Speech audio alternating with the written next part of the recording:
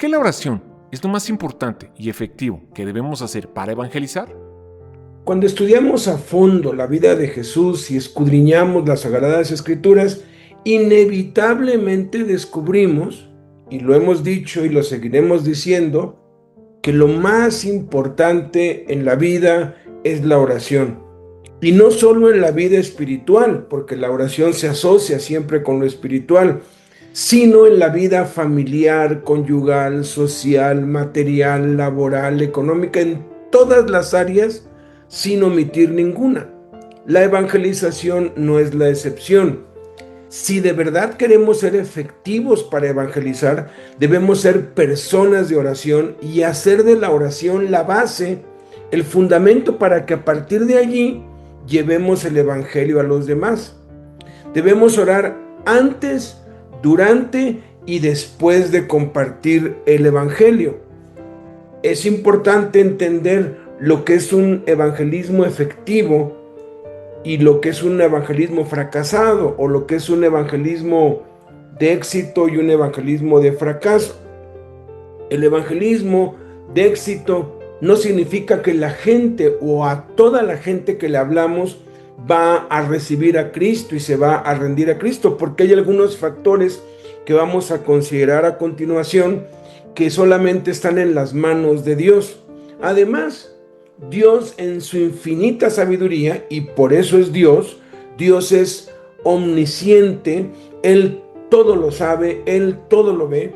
Dios ya sabe por la predestinación quiénes van a ser salvos y quiénes no van a ser salvos. Y eso es algo que perturba a muchos porque no entienden la omnisciencia y la sabiduría de Dios. Y algunos llevan esto a un extremo, dicen, pues si Dios ya sabe quiénes van a ser salvos y quiénes no, pues para qué evangelizamos, pero no han entendido el propósito de Dios y no han entendido la vida de Jesús. En la respuesta a esta pregunta vamos a vislumbrar y vamos a descifrar eso. Si yo le hablo a alguien de Cristo y no fue escogido desde el principio por Dios para salvación, ¿para qué le hablo de Cristo? ¿Para qué lo evangelizo? Y si fue escogido, ¿por qué rechaza? Y eso lo vamos a descifrar. Debemos pues orar conforme a la voluntad de Dios antes de ir a evangelizar para que nuestra evangelización sea efectiva.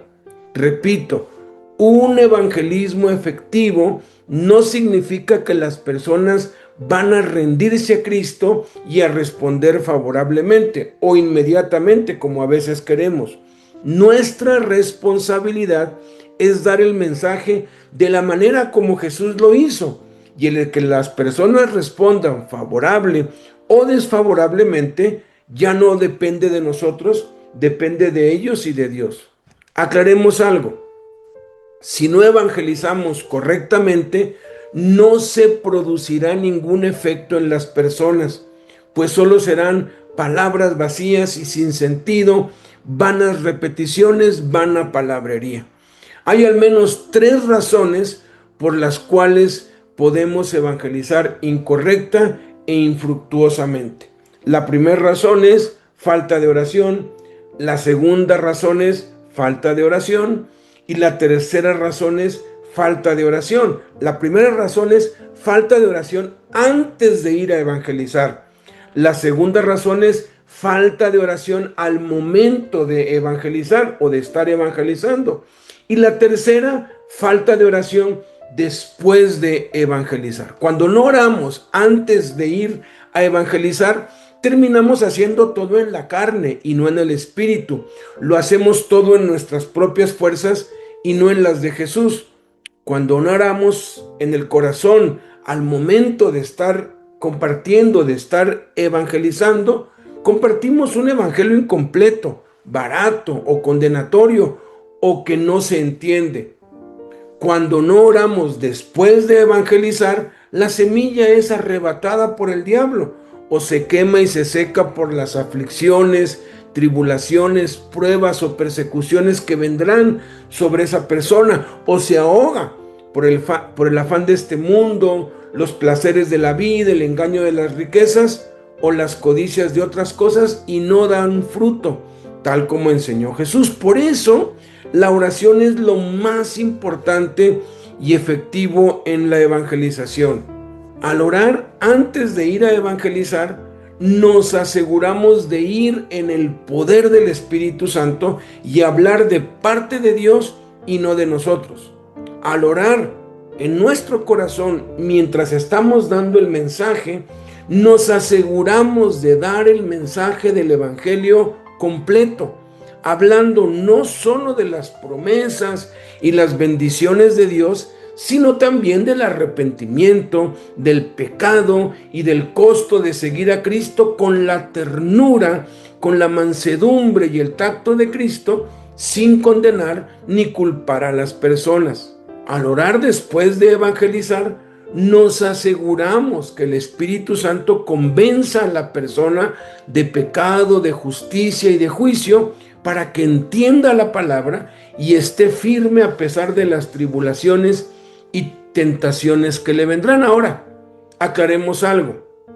Si nosotros evangelizamos correctamente, esto es, orando antes, durante y después de evangelizar, entonces habremos tenido éxito y la evangelización fue efectiva y exitosa. Si la persona acepta el mensaje o no, si recibe a Cristo o no, si se entrega a Cristo o no, o lo rechaza, esa ya no es nuestra responsabilidad. Entonces, hay 4 escenarios que debemos considerar si evangelizamos de manera efectiva. Primero, si la persona nos rechaza y no acepta y recibe a Cristo, pero fue escogida por Dios desde el principio para salvación, significa que aún no es su tiempo y que hemos sembrado la semilla que después será cosechada por alguien más, porque uno es el que siembra y otro es el que cosecha y habremos hecho nuestra parte. Segundo escenario, si la persona acepta y recibe a Cristo, simple y sencillamente nos tocó a nosotros cosechar lo que otros ya habían sembrado. Como dijo Jesús, uno es el que siembra y otro es el que ciega. Yo los he enviado a cegar lo que ustedes no labraron. Otros labraron y ustedes han entrado en sus labores. La salvación de esa persona se hará entonces evidente en 3 nuevos afectos. Tendrá el afecto y el interés por la palabra de Dios, por hablar con Dios en oración y anhelará vivir una vida conforme a la voluntad de Dios. Tercer escenario, si la persona no fue escogida por Dios desde el principio para salvación, seguramente rechazará el mensaje del Evangelio y no recibirá a Cristo. Pero eso cumplirá la justicia de Dios, de que tuvo la oportunidad de ser salvo y la rechazó, aunque en su omnisciencia, como les decía, y en su soberanía, Dios ya lo sabía de antemano, porque Dios todo lo sabe, si no, no sería Dios. Cuarto escenario, si la persona no fue escogida por Dios desde el principio para salvación y acepta y recibe a Cristo, lo hará de labios para afuera, pero no con el corazón, y no se harán evidentes en la persona las señales de su salvación. No tendrá ningún afecto, ni inclinación, ni interés, ni por la palabra, ni por la oración, ni por la voluntad de Dios. Pero eso solo lo sabe Dios, porque cabe la posibilidad de que aún no sea su tiempo, y por eso debemos insistir y no dejar de insistir, porque de esa manera se completa la justicia de Dios de dar a todos las mismas oportunidades. Por eso no debemos desechar a nadie ni dejar de insistir y de interceder en oración por nadie. Y quisiera añadir, hay algunos que dicen, bueno, pues si yo no soy salvo, si yo no fui escogido desde el principio para salvación, ¿qué caso tiene que yo esté intentando vivir la vida cristiana? A mí me han hecho esa pregunta varias veces y yo les he dicho simple y sencillamente, si tú no hubieras sido escogido desde el principio para salvación, no tendrías ninguna preocupación de si fuiste escogido o no fuiste escogido. No tendrías ningún interés en la palabra de Dios. No tendrías ningún miedo de no ser salvo, porque aquel que no fue escogido para salvación no cree.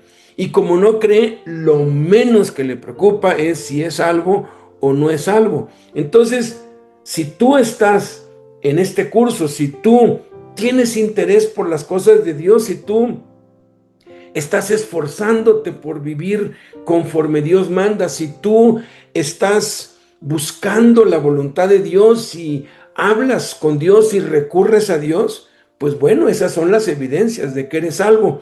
Y cuando evangelizamos al tiempo de Dios, eso es lo que va a manifestar aquel que realmente se salva cuando al fin recibe a Cristo.